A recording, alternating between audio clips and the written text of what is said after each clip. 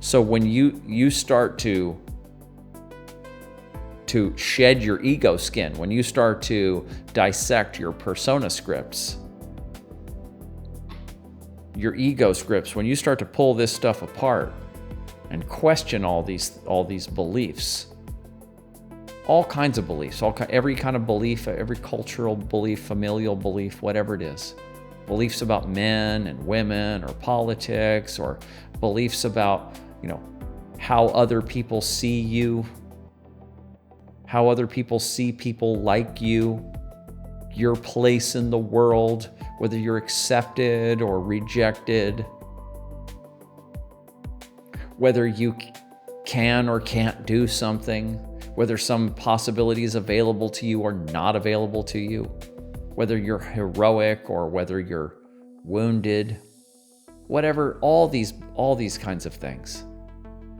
On and on and on and on. And you start pulling these things apart, you find out that it hurts. It's like pulling a scab off. It hurts to pull these identity traits off. And to go, well, maybe my beliefs about this are not, maybe they're not mine. Maybe they're not mine. And maybe there's a whole structure in me. Maybe there's multiple structures in me that are part of this illness, or part of this symptom, or part of this reactivity that I have, or whatever it is, that is not mine. It's my mom's, it's my dad's, it's my grandparents. So you got to pull this stuff off, and it hurts. And I've noticed, for example, like in red pill world, it's so interesting that people naturally grew up in the culture and the mythologies, the public myths, let's say, of the culture are given to them, and they just believe them by default. And then you can have this red pill awakening, this initiation into the shadow side of reality. And then you realize, wow, what I thought about this event, September 11th or COVID or World War II or whatever it is, going to the moon, whatever subject. Wow, this might not be true. And it shatters you for a while, and it hurts. And then you fall down the rabbit hole, so to speak. And so then you don't know what to believe. And now you're very vulnerable. And then the ego wants to attach to new beliefs. It really wants to attach to new beliefs. And so you dropped the beliefs about, America's the greatest country in the world, or whatever your country is, and blah, blah, blah, and we're the good ones and they're the bad ones. And you let's say you dropped those kinds of beliefs, but then you picked up something else. The earth is flat. We never went to the moon. There are no such things as viruses. The New World Order's trying to exterminate us. You picked up all these things instead. And did you know objectively, is any of that? You don't know. Just another group that you identify with, another group of outsiders that you now feel an affinity towards. This is their group belief. And so you dropped one belief and you just picked up another without analyzing. And it doesn't matter, really doesn't matter in most cases how objectively true any of these things are. Not on this path. What we're working with is the structures of beliefs themselves. We're learning to be able to add and shed beliefs as necessary. Use beliefs as vehicles to get you from point A to point B, and then when you've outgrown them, let go of them without too much damage to yourself, and then take on something else that works better. It's called evolution. It's called evolving. It's called maturing and growing up. And so this brings me to, I was thinking about this earlier, and I remember John Lilly's quote, which I periodically bring back up. It's a little bit of a obtuse quote. It's kind of a little bit difficult to kind of read clean or to understand, but I'll explain it. In the province of the mind, what one start again. I already messed it up. In the province of the mind, what one believes to be true is true or becomes true within certain limits to be found experientially and experimentally. These limits are further beliefs to be transcended. In the province of the mind, there are no limits.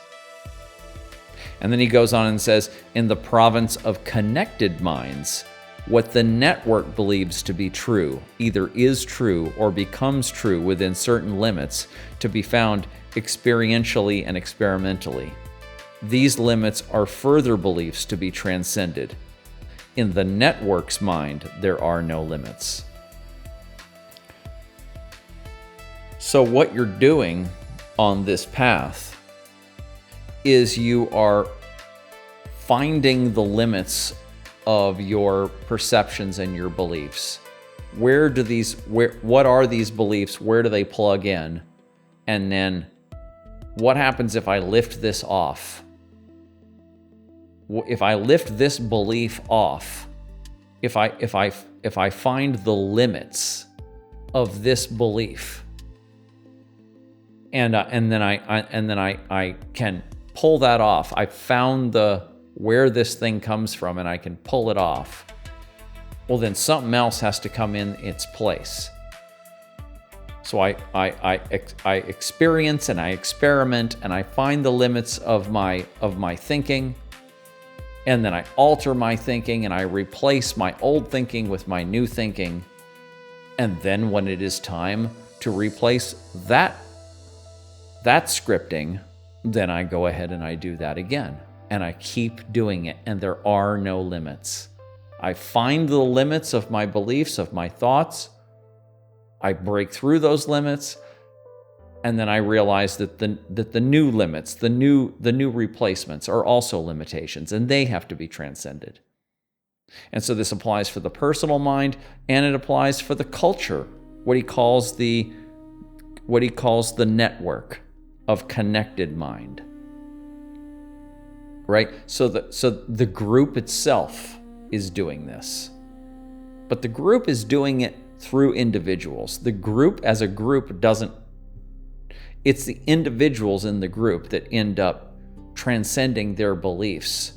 And then that sends the signal to the rest of the group that we've reached the limits, because one of the cells in the group has found the limits. And they're yelling, hey, this is the limits of our belief system, check it out. And first the group tries to ignore that and tries to push back on that, and they try to stifle that individual cell, kick it out of the group. But then eventually another one speaks it up, and then the whole group eventually has to transcend its prior limits. And so that's what we're doing here. And so when we're shedding the ego skin,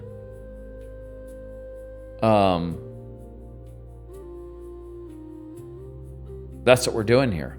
And when these beliefs have to do with things going on in our bodies, then it's not just the mind that's actually putting up a fight to transcending these things. There's deeper levels of let's say psychoid, Jung called it. The psychoid is the merger of the body and the psyche, where your physiology and your chemical physiology, your hormonal system and your endocrine system and all that stuff actually starts to touch the level of psyche.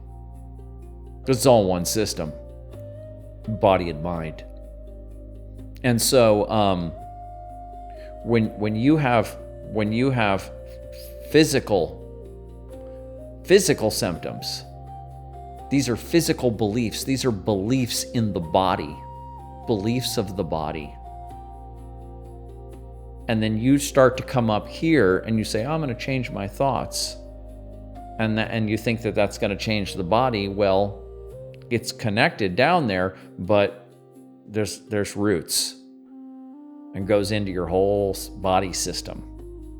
So we're all really, the few of us who are on this path, who are alchemists who are doing this, we're experimenting with different processes to try to unwind these beliefs that go from the persona down to the personal ego, into the feeling structure and into the body itself.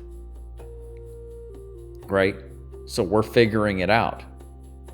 Like Lily says, these things are to be discovered experientially and experimentally. That's what the alchemist does. In fact, what was that book by John Lilly? It's called The Scientist. But we could just say The Alchemist.